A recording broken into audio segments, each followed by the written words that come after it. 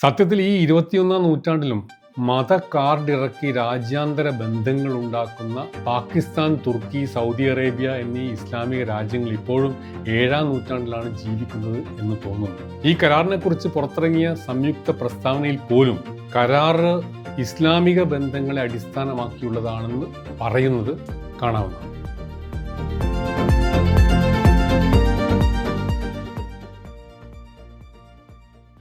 Saudi അറേബ്യയിലെ ജിസാൻ എന്ന സ്ഥലത്തെ അരാംകോ എന്ന കമ്പനിയുടെ റിഫൈനറി കത്തിയെരിയുന്ന ദൃശ്യമാണ് നിങ്ങൾ കാണുന്നത്. കഴിഞ്ഞ ഞായറാഴ്ച രാവിലെയാണ് സംഭവം. യമനിലെ ഹൂത്തികൾ റിഫൈനറിയെ ലക്ഷ്യമാക്കി ഡ്രോൺ ആക്രമണം നടത്തുകയായിരുന്നു. ഇത് ഹൂത്തി സൈന്യത്തിൻ്റെ വക്താവാണ് യഹിയ സരി.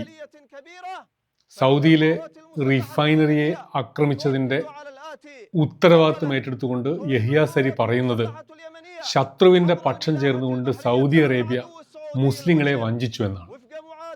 സൗദിയുടെ സമൃദ്ധിയുടെ കാലം അവസാനിക്കുമെന്നും സരി പറയുന്നു.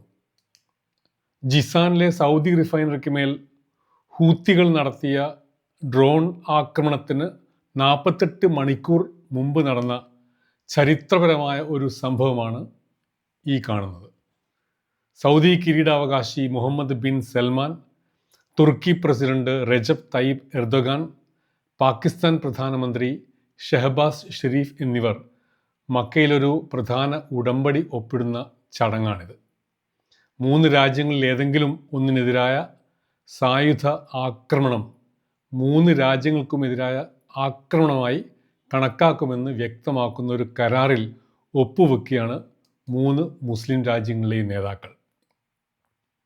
സൗദിയിലെ ജിസാനിൽ റിഫൈനറിക്ക് നേരെ നടന്ന ഡ്രോൺ ആക്രമണം നടന്ന് ദിവസങ്ങൾ കഴിഞ്ഞിട്ടും മെക്ക മ്യൂച്വൽ ഡിഫൻസ് എഗ്രിമെൻ്റ് പ്രകാരം നടക്കേണ്ട പ്രതികരണം ഉണ്ടായിട്ടില്ല. കരാർ അനുസരിച്ച് ഈ 3 രാജ്യങ്ങളിൽ ഏതെങ്കിലും ഒന്നിനെതിരെ സായുധ ആക്രമണം 3 രാജ്യങ്ങൾക്ക് മേലുമുള്ള ആക്രമണമായി കണക്കാക്കണമല്ലോ. അതാണല്ലോ കരാർ. അതായത് ഒരു സംയുക്ത സൗദി, തുർക്കി, പാകിസ്ഥാൻ പ്രത്യാക്രമണം ഉണ്ടാവണമല്ലോ. പക്ഷേ അതുണ്ടായില്ല. അപ്പോൾ ഈ പ്രതിരോധ ഉടമ്പടിയുടെ യഥാർത്ഥ ലക്ഷ്യമെന്താണ്? അതാണ് ഇവിടെ പരിശോധിക്കാൻ പോകുന്നത്. ഓഗസ്റ്റ് 7-ന് മക്കയിൽ ഒപ്പിട്ട മ്യൂച്വൽ ഡിഫൻസ് എഗ്രിമെൻറ്റ് മിഡിൽ ഈസ്റ്റിലെ സന്തുലിതാവസ്ഥയെ മാറ്റിമറിക്കാൻ സാധ്യതയുള്ളതാണെന്ന് കരുതുന്നവരുണ്ട്. അതൊരു കടലാസ് പുലി മാത്രമാണ് എന്ന് കരുതുന്നവരുമുണ്ട്. 3 രാജ്യങ്ങളിലെ ഏതെങ്കിലും ഒന്നിനെതിരായ സായുധ ആക്രമണം 3 രാജ്യങ്ങൾക്കെതിരായ ആക്രമണമായി കണക്കാക്കുമെന്ന വ്യവസ്ഥ നെയ്റ്റോ സഖ്യത്തിലെ ആർട്ടിക്കിൾ 5-ന് തുല്യമാണ്.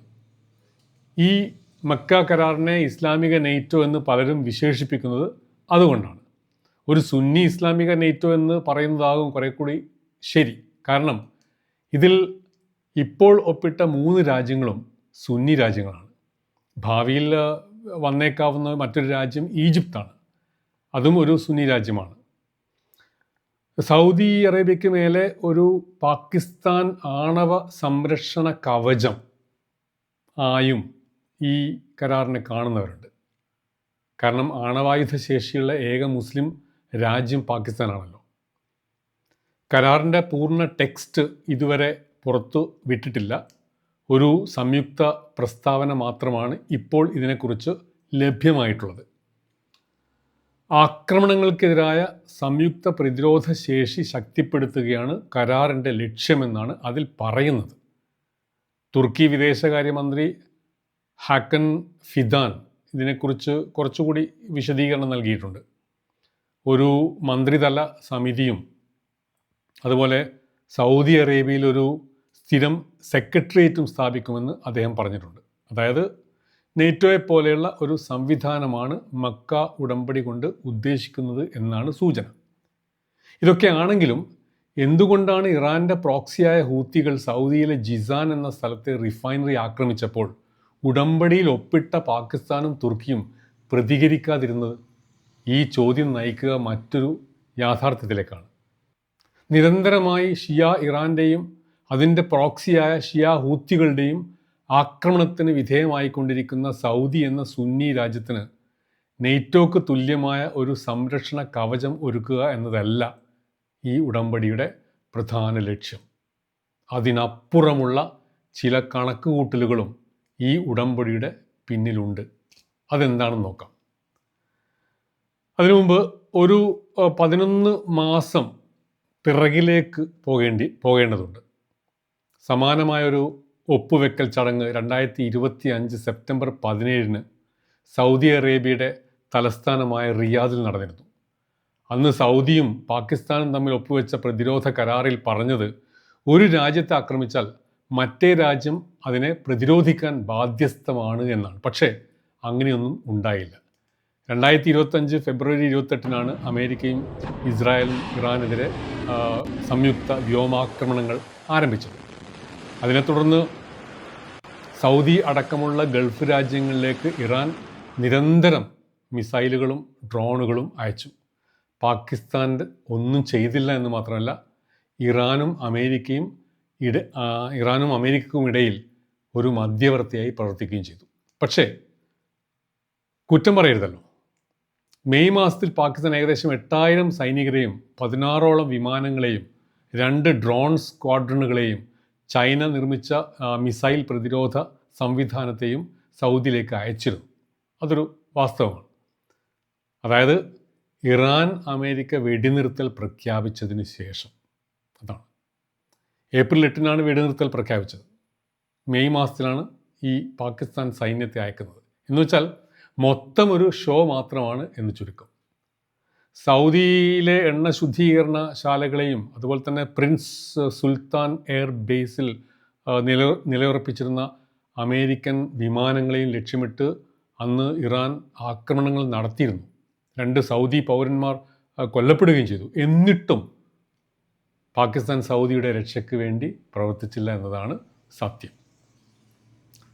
മക്ക കരാർ പ്രകാരം ഉണ്ടാവാൻ പോകുന്നതും അതൊക്കെ തന്നെ ആയിരിക്കുമെന്ന് ഇപ്പോഴേ കരുതാവുന്നതാണ്. ജിസാനിലെ റിഫൈനറി ഹൂത്തികൾ ആക്രമിച്ചപ്പോൾ ഒന്നും സംഭവിച്ചില്ലല്ലോ. അപ്പോൾ കരാറിൻ്റെ ഉദ്ദേശം ഷിയ ഇറാനെതിരെ ഒരു സുന്നി സഖ്യമല്ല, അതിനും അപ്പുറം മറ്റു ചിലതാണ്. അതെന്താണെന്ന് മനസ്സിലാക്കാൻ തുർക്കി വിദേശകാര്യമന്ത്രി ഹക്കാൻ ഫിദാൻ ഒരു അഭിമുഖത്തിൽ പറയുന്നത് എന്താണെന്ന് കേട്ടാൽ മാത്രം മതി. ഈ ബാക്ക്ഗ്രൗണ്ടിൽ കാണുന്നതാണ് ആ ഇന്റർവ്യൂ. അതിൽ ഫിദാൻ പറയുന്നത് സൗദി തുർക്കി പാകിസ്ഥാൻ സഖ്യത്തിനായുള്ള തയ്യാറെടുപ്പുകൾ ഏകദേശം 2 വർഷവും 8 മാസവും നീണ്ടുവന്നു. എന്ന് വെച്ചാൽ പദ്ധതി 2023 ഡിസംബറിലായിരുന്നു ആരംഭിച്ചത്. അതായത് ഇസ്രായേല് സൈന്യം ഗാസയിലെ ഖാൻ യൂനിസിൽ ഹമാസിനെതിരെ ഇസ്ലാമിക ആരംഭിച്ച സമയത്ത് സൗദിക്ക് നേരെ ഇറാൻ മിസൈലുകൾ അയക്കുന്നതിന് വർഷങ്ങൾക്ക് മുമ്പ് തന്നെ ഈ ഇസ്ലാമിക നെയ്റ്റോക്ക് വേണ്ടിയുള്ള നീക്കങ്ങൾ ആരംഭിച്ചിരുന്നു എന്നാണ് വസ്തുത. അങ്ങനെയാണെങ്കിൽ മക്ക ഉടമ്പടി ലക്ഷ്യമിടുന്ന സംയുക്ത പ്രതിരോധം ഷിയ ഇറാനെതിരെ എന്നത് ഒരു പിൽക്കാല കൂട്ടിച്ചേർക്കലാണ്. ഇറാനല്ല ഈ ഇസ്ലാമിക സഖ്യത്തിൻ്റെ യഥാർത്ഥ ഉന്നം. പാകിസ്ഥാനും ഇറാനുമായും നല്ല ബന്ധമാണ്. മാത്രവുമല്ല, പാകിസ്ഥാനും തുർക്കിയും ഇറാനുമായി അതിർത്തി പങ്കുവെക്കുന്നുണ്ട്. പാകിസ്ഥാനിലും തുർക്കിയിലും ഷിയാക്കൾ ധാരാളം ഉണ്ട് താൻ. പാകിസ്ഥാനിൽ ഏകദേശം ഒരു 20 മുതൽ 40 ദശലക്ഷം വരെയും തുർക്കിയിൽ 7 മുതൽ 20 ദശലക്ഷം വരെയും ഷിയ മുസ്ലിങ്ങളുണ്ട്. സൗദി അറേബ്യയിലും 2 മുതൽ 4 ദശലക്ഷം വരെ ഷിയാക്കൾ ഉണ്ട് എന്നാണ് കണക്ക്. പറഞ്ഞു വന്നത്, ഇറാനെതിരെ സുന്നി പ്രതിരോധം എന്നത് ഒരു മറയാണ്. യഥാർത്ഥത്തിൽ ഈ ഇസ്ലാമിക സഖ്യം ഇസ്രായേലിനെ ലക്ഷ്യമിട്ടാണ് എന്ന നിഗമനത്തിനാണ് കുറെ കൂടി സാധുതയുള്ളത്. ഈ നിഗമനം ശരിയാണെന്ന് തിരിച്ചറിയാൻ പാകിസ്ഥാന്റെ പ്രതിരോധ മന്ത്രി ഖാജ ആസിഫിന്റെ ഈ വാക്കുകൾ കേട്ടാൽ മതിയാവും. इसराइल का मौजूदा जो हैयत है या मौजूदा जो उनका हिस्टोरिकल उसकी एविडेंस है जो भी മക്ക ഉടമ്പടി പ്രഖ്യാപിച്ചതിന്റെ തൊട്ടടുത്ത ദിവസം ഒരു അഭിമുഖത്തിൽ ഖാജ ആസിഫ് പറഞ്ഞ വാക്കുകളാണ് കേൾക്കുന്നത്. അദ്ദേഹം പറഞ്ഞത് ഇതാണ്: ഇസ്രായേല് മുഴുവൻ മുസ്ലിം ലോകത്തിനും ഭീഷണിയാണ്. അതിനെതിരെ ഇസ്ലാമിക ലോകം ഒരുമിക്കണം. അതോടൊപ്പം അദ്ദേഹം പലസ്തീൻ പ്രശ്നത്തിന്റെ അന്തിമ പരിഹാരത്തെയും ഈ മുസ്ലിം ഐക്യം എന്ന ആശയവുമായി ബന്ധിപ്പിച്ചു. എന്ന് വെച്ചാൽ ഇസ്രായേലിനെ എലിമിനേറ്റ് ചെയ്യാറുള്ളൂ. പലസ്തീൻ പ്രശ്നം എന്ന് പറഞ്ഞാൽ യഥാർത്ഥത്തിൽ അതിനെ ഈ ഐക്യം, മുസ്ലിം ഐക്യവുമായി ബന്ധിപ്പിച്ചു. ആസിഫ് സ്വപ്നം കാണുന്ന ഇസ്ലാമിക ലോകത്തിന്റെ ഒരുമക്ക് പറ്റിയ ഒരേയൊരു ലക്ഷ്യം ഇസ്രായേലിന്റെ ഇല്ലാതാകലാണ് എന്നാണ് ഞാൻ പറഞ്ഞു. ഈ മക്ക ഉടമ്പടിയുടെ സ്വപ്നങ്ങളിൽ പ്രധാനപ്പെട്ടത് ഒരുപക്ഷെ അതായിരിക്കും. സ്വപ്നങ്ങൾ സാക്ഷാത്കരിക്കപ്പെടുമോ എന്നത് വേറൊരു വിഷയം. അങ്ങനെ ഒരു ഇസ്ലാമിക ഐക്യം ഉണ്ടാവുമോ എന്നും സംശയമാണ്. ഉദാഹരണത്തിന് ഈജിപ്തും സഖ്യത്തിൽ ചേരുമെന്ന് പറഞ്ഞു കേട്ടിരുന്നു. പക്ഷേ ചില സാങ്കേതിക പ്രശ്നങ്ങളുണ്ടെന്നും അത് പരിഹരിച്ചാൽ ഈജിപ്തും ഈ സഖ്യത്തിൽ ചേരുമെന്നും സ്വാഭാവിക പങ്കാളിയാണ് ഈജിപ്തെന്നും ആണ് തുർക്കി വിദേശകാര്യ മന്ത്രി ഫിദാൻ പറഞ്ഞത്. എന്നാൽ ചില റിപ്പോർട്ടുകൾ പറയുന്നത് ഈജിപ്തിനെ ക്ഷണിച്ചെങ്കിലും ഈ സൈനിക സഖ്യത്തിൽ ചേരാൻ താല്പര്യമില്ലാത്തതിനാൽ അവർ അത് നിരസിച്ചുവെന്നാണ്. ഒരുപക്ഷെ പാകിസ്ഥാൻ്റെയും തുർക്കിയുടെയും യഥാർത്ഥ അജണ്ടയെക്കുറിച്ച് ഈജിപ്തിന് സംശയമുണ്ടായി കാണും.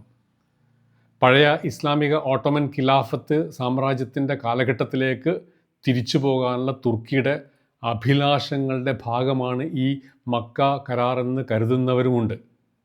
യഥാർത്ഥത്തിൽ തുർക്കിയുടെ ഇപ്പോഴത്തെ ഭരണകൂടം മുസ്ലിം ബ്രദർഹുഡ് തന്നെയാണ്. ഇല്ലാതായ ഇസ്ലാമിക ഖിലാഫത്തിൻ്റെ പുനഃസ്ഥാപനമാണല്ലോ മുസ്ലിം ബ്രദർഹുഡിൻ്റെ സ്വപ്നം അല്ലെങ്കിൽ ലക്ഷ്യം. എന്നാൽ സൗദി അറേബ്യയുടെ കണക്കുകൂട്ടൽ തുർക്കിയുടെയും പാകിസ്ഥാൻ്റെയും പോലെ പൂർണ്ണമായും ഇസ്ലാമിക സഖ്യം എന്ന ആശയത്തെ അടിസ്ഥാനമാക്കിയല്ല എന്നതാവാനാണ് സാധ്യത. കാരണം സൗദി അറേബ്യ ശരിക്കും പ്രശ്നം നേരിടുന്നുണ്ട്. ഒരു വശത്ത് സൗദി ഇറാനിൽ നിന്നുള്ള ഭീഷണി നേരിടുന്നുണ്ട്. സൗദിയുടെ വടക്കൻ അതിർത്തിക്കപ്പുറം അത് നേരിടുന്നത് ഇറാഖിലെ ഇറാൻ അനുകൂല ഷിയ മിലീഷ്യകളാണ്. അതിൻ്റെ സൗദിയുടെ തെക്ക് പടിഞ്ഞാറുള്ള യമനിലെ റബൽ സൈന്യമായ ഷിയ സൈന്യമായ ഹൂത്തികളാണ് മറ്റൊരു ഭീഷണി. ഈ രണ്ട് ഭീഷണിയും യഥാർത്ഥമാണ്. അതോടൊപ്പം തന്നെ അമേരിക്ക ആവട്ടെ മിഡിൽ ഈസ്റ്റിൽ നിന്നും പിന്മാറാനുള്ള നീക്കവും സൗദിയുടെ ഉറക്കം കെടുത്തുന്നുണ്ടാവണം. പിന്നെ ആരാണ് സംരക്ഷിക്കാനുള്ളത് എന്ന ഒരു ചോദ്യം അത് ചോദിക്കുന്നുണ്ടാവണം. 2019 സൗദിയിലെ അബ്ഖൈക്ക് അതുപോലെ ഖുറൈസ് എന്നിവിടങ്ങളിലെ എണ്ണ ശുദ്ധീകരണ കേന്ദ്രങ്ങളിൽ ഹൂത്തികൾ നടത്തിയ ആക്രമണം സൗദിയുടെ പ്രതിരോധ സംവിധാനങ്ങളുടെ പരിമിതികൾ വ്യക്തമാക്കുന്നവയായിരുന്നു. അതിൻ്റെ പിന്നിൽ ഇറാനാണെന്നതിൽ മറ്റാർക്കും സംശയമുണ്ടായാലും സൗദിക്കുണ്ടാവില്ല. അതായത് സൗദിയെ സംബന്ധിച്ചിടത്തോളം ഭീഷണി മൂർത്തമാണ്. അത് ഇസ്രായേലല്ല, ഇറാനാണ്. പാകിസ്ഥാനും തുർക്കിക്കും ഭീഷണി എന്നത് മതപരമാണ്, ഐഡിയോളജിക്കലാണ്. അത് ഇസ്രായേലാണ്. അതുകൊണ്ടാണ് സൗദി കിരീടാവകാശി മുഹമ്മദ് ബിൻ സൽമാൻ ഈ സഖ്യത്തിൽ ചേർന്നത് അമേരിക്കക്കുള്ള ഒരു സന്ദേശമായി പലരും വ്യാഖ്യാനിക്കുന്നത്. അതായത് നിങ്ങൾ മേഖലയിൽ നിന്ന് വിട്ടുപോകുകയാണെങ്കിൽ ഞങ്ങൾക്ക് ബദൽ സുരക്ഷാ സംവിധാനങ്ങൾ ഉപയോഗിക്കേണ്ടി വരും, ആലോചിക്കേണ്ടി വരും എന്ന ഒരു സന്ദേശം. ഈ ഇസ്ലാമിക സഖ്യത്തിൻ്റെ പേരും പറഞ്ഞുകൊണ്ട് പാകിസ്ഥാനോ തുർക്കിയോ സൗദിയുടെ റിഫൈനറികളും മറ്റും സംരക്ഷിക്കാൻ വേണ്ടി തയ്യാറാവുമെന്ന് സൗദി പോലും കരുതുന്നുണ്ടാവില്ല. പക്ഷെ അതിന് ഒരു പ്രദർശന മൂല്യമുണ്ട്. അത് കണ്ട് അമേരിക്ക എങ്ങാനും വഴങ്ങിയാലോ, അമേരിക്ക ഇസ്രായേലിനെ കൊണ്ട് ഒരു പലസ്തീൻ രാജ്യമെന്ന ലക്ഷ്യം അംഗീകരിപ്പിക്കാൻ കഴിഞ്ഞാലോ, അതുവഴി ഇസ്രായേലുമായി അബ്രഹാം ഉടമ്പടിയിൽ ഒപ്പുവെക്കാൻ തയ്യാറാണെന്ന ഒരു സന്ദേശം കൂടി ഈ സൗദി ഈ മക്ക കരാറിൽ ഒപ്പുവെച്ചതിലൂടെ പറയുന്നുണ്ട് എന്ന് കരുതാവുന്നതാണ്. സൗദിയും അമേരിക്കയും തമ്മിലുള്ള നിർദ്ദിഷ്ട സിവിൽ ആണവ സഹകരണ കരാർ യാഥാർത്ഥ്യമാവണമെങ്കിൽ സൗദി അറേബ്യ അബ്രഹാം ഉടമ്പടിയിൽ ചേരണം എന്ന പ്രസിഡന്റ് ഡൊണാൾഡ് ട്രംപിൻ്റെ ലൈൻ ഇവിടെ ഓർക്കേണ്ടതുണ്ട്. അതുകൊണ്ട് ട്രംപിൽ നിന്നും പറ്റാവുന്ന കൺസെഷൻ കിട്ടാനുള്ള ഒരു വഴിയാണ് ഈ ഇസ്ലാമിക സഖ്യത്തിൽ ചേരൽ എന്ന് സൗദി കരുതുന്നുണ്ട് എന്ന് കരുതുന്നവരുണ്ട്. പാകിസ്ഥാൻ്റെ ഇസ്ലാമിക ഒരുമ അല്ലെങ്കിൽ ഐക്യം എന്ന സ്വപ്നത്തിന് പിന്നിൽ വേറൊരു സ്വപ്നവുമുണ്ട്. ഇന്ത്യയാണല്ലോ പാകിസ്ഥാൻ്റെ ശത്രു. ഇസ്രായേൽ അതിൻ്റെ മതപരമായ ശത്രുവാണ്. ഭാവിയിൽ ഇന്ത്യയും പാകിസ്ഥാനും തമ്മിൽ സംഘർഷമുണ്ടായാൽ, കൂടെ ഇസ്ലാമിക നെയ്റ്റോ ഉണ്ടായാൽ ഒരു എക്സ്ട്രാ ബൂസ്റ്റ് ഉണ്ടാവുമല്ലോ. പാകിസ്ഥാൻ്റെ ഇസ്ലാമിക ഐക്യ സഖ്യ സ്വപ്നത്തെ ഇന്ത്യ ഗൗരവത്തോടെ കാണേണ്ടതും അതുകൊണ്ടാണ്. ശക്തിയാർജിക്കുന്ന ഇന്ത്യ ഇസ്രായേൽ ബന്ധവും പാകിസ്ഥാനെ അസ്വസ്ഥപ്പെടുത്തുന്നുണ്ടാവണം. IMEC അഥവാ India middle east Europe corridor എന്ന പദ്ധതി യാഥാർത്ഥ്യമായാൽ അത് പ്രയോജനം ചെയ്യുന്നത് ഇന്ത്യയെയും ഗൾഫ് രാജ്യങ്ങളെയും ഇസ്രായേലിനെയുമാണ്. അതിനെ തടയിടാൻ പാകിസ്ഥാൻ്റെ കയ്യിലുള്ള ഏക കാർഡ് ഇസ്ലാം കാർഡാണ്. ഇസ്ലാമിക ഐക്യമെന്ന ഒരിക്കലും നടക്കാത്ത സ്വപ്നമാണ്. സത്യത്തിൽ ഈ 21-ാം നൂറ്റാണ്ടിലും മത കാർഡ് ഇറക്കി രാജ്യാന്തര ബന്ധങ്ങൾ ഉണ്ടാക്കുന്ന പാകിസ്ഥാൻ, തുർക്കി, സൗദി അറേബ്യ എന്നീ ഇസ്ലാമിക രാജ്യങ്ങൾ ഇപ്പോഴും 7-ാം നൂറ്റാണ്ടിലാണ് ജീവിക്കുന്നത് എന്ന് തോന്നുന്നു.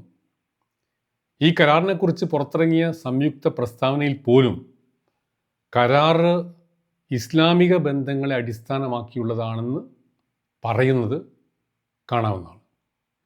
മിഡിൽ ഈസ്റ്റിൽ അസ്ഥിരത സൃഷ്ടിക്കുന്ന ശക്തിയായ ഇറാനല്ല ഈ ഉടമ്പടിയുടെ ഉന്നം. ഇറാൻ ആയിരുന്നുവെങ്കിൽ ഇസ്ലാമിക് സോളിഡാരിറ്റിയും ബ്രദർഹുഡും ഒന്നും ഇവിടെ പറയുമായിരുന്നില്ല. ഈ ഉടമ്പടിയുടെ ഉന്നം ഇസ്രായേലാണ്. ഇറാനെയും അതിൻ്റെ പ്രോക്സികളെയും നേരിടുന്നതിൽ നിന്നും ഒഴിഞ്ഞു മാറാൻ ജൂതരാഷ്ട്രത്തെ ഒരു സ്കേപ്പ് കോട്ടാക്കി, ഒരു ബലിയാടാക്കി മാറ്റുക എന്നതാണ് ഈ സുന്നി ഉടമ്പടിയുടെ പ്രധാന ലക്ഷ്യം. സൗദി അറേബ്യയും മറ്റ് ഗൾഫ് രാജ്യങ്ങളും നിരന്തരം ഇറാനിൽ നിന്നും അതിൻ്റെ സിൽബന്ദികളിൽ നിന്നും ആക്രമണം നേരിടുമ്പോഴും അവരെ ഒരു തരത്തിലും ഉപദ്രവിക്കാത്ത ഇസ്രായേലിനെയാണ് ഇസ്ലാമിക സൈനിക കൂട്ടായ്മ ഉന്നം വെക്കുന്നത്. ഇസ്രായേൽ മുഴുവൻ മുസ്ലിം ലോകത്തിനും ഒരു ഭീഷണിയാണെന്നും മുസ്ലിം രാജ്യങ്ങളെ പരസ്പരം പോരടിക്കാൻ കാരണം ഇസ്രായേൽ ആണെന്നുമുള്ള പാകിസ്ഥാൻ മന്ത്രി ഖാജ ആസിഫിൻ്റെ വാക്കുകൾ ഞെട്ടലുണ്ടാക്കുന്ന ഒന്നല്ല.